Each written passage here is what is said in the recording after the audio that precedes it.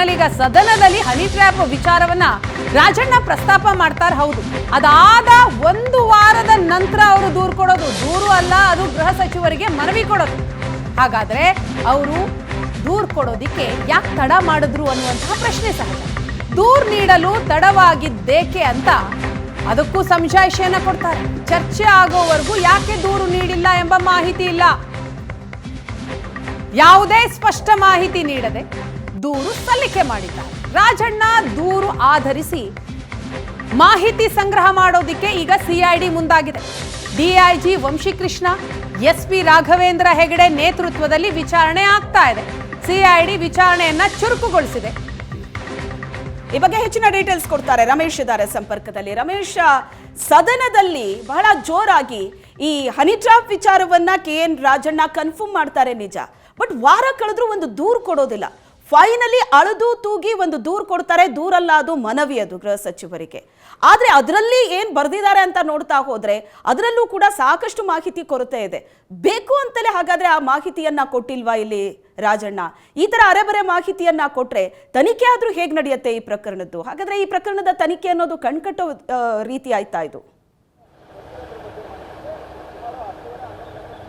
ಖಂಡಿತ ಶ್ವೇತಾ, ಆ ಅನುಮಾನ ವ್ಯಕ್ತ ಆಗ್ತಾ ಇರುವಂಥದ್ದು. ಯಾಕೆಂದರೆ ಮಾರ್ಚ್ ಮೊದಲನೇ ವಾರದಲ್ಲಿ ಒಮ್ಮೆ ಆಗುತ್ತೆ, ಮಾರ್ಚ್ 3ನೇ ವಾರದಲ್ಲಿ ಒಮ್ಮೆ ಈ ರೀತಿಯಾದ ಪ್ರಯತ್ನಗಳಾಗಿದೆ ಅನ್ನುವಂಥದ್ದು. ಆದರೆ ಮಾರ್ಚ್ 4ನೇ ವಾರದಲ್ಲಿ ಸದನದಲ್ಲಿ ಚರ್ಚೆ ಆಗುತ್ತೆ. ಅಂದರೆ ಅಷ್ಟು ದಿನ ರಾಜಣ್ಣ ಅವರು ಏನು ಮಾಡ್ತಾ ಇದ್ರು?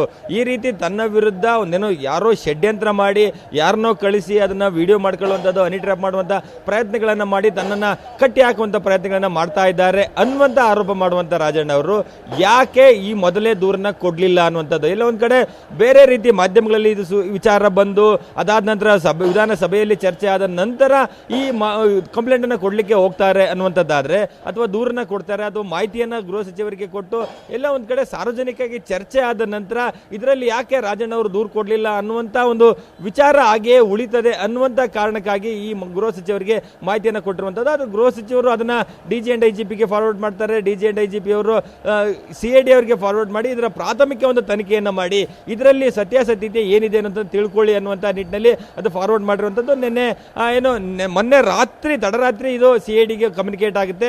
ನಿನ್ನೆ ಬೆಳಿಗ್ಗೆಯಿಂದ ಕೂಡ CIDಯಲ್ಲಿ DIG ವಂಶಕೃಷ್ಣ ಅವರು, SP ರಾಘವೇಂದ್ರ ಹೆಗಡೆ ಮತ್ತೆ ಕೇಶವಮೂರ್ತಿ DYSP ಒಳಗೊಂಡಂತ ಒಂದು ತಂಡವನ್ನು ರಚನೆ ಮಾಡಿ ನಿನ್ನೆಯಿಂದನೇ ಎಲ್ಲೆಲ್ಲಿ ಈ ರೀತಿಯಾದಂತ ಆಗಿರಬಹುದು ಅಂತ ಅನುಮಾನಗಳು ವ್ಯಕ್ತ ಆಗಿದೆ. ಯಾಕೆಂದ್ರೆ ದೂರಿನಲ್ಲಿ ಅಥವಾ ಆ ಪತ್ರದಲ್ಲಿ ಯಾವುದೇ ರೀತಿಯಾದಂತಹ ಸರ್ಕಾರಿ ನಿವಾಸ ಅನ್ನೋದನ್ನು ಬಿಟ್ಟರೆ ಬೇರೆ ಯಾವುದೇ ಮಾಹಿತಿಗಳಿಲ್ಲ.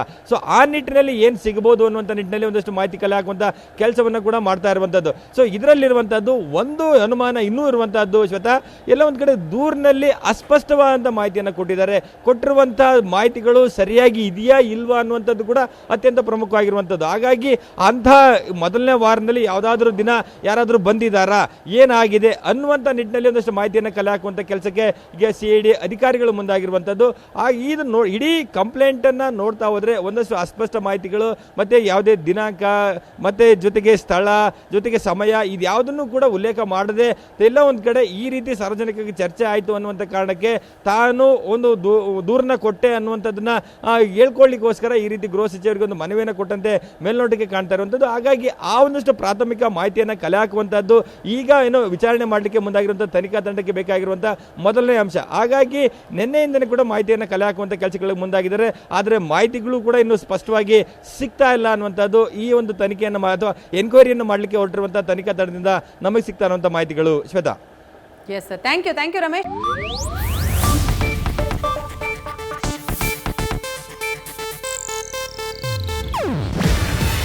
ಇದು ಏಷ್ಯಾನೆಟ್ ನ್ಯೂಸ್ ನೆಟ್ವರ್ಕ್ ಪ್ರಸ್ತುತಿ. ನೀವು ನೋಡ್ತಿದ್ದೀರಾ ಏಷ್ಯಾನೆಟ್ ಸುವರ್ಣ ನ್ಯೂಸ್.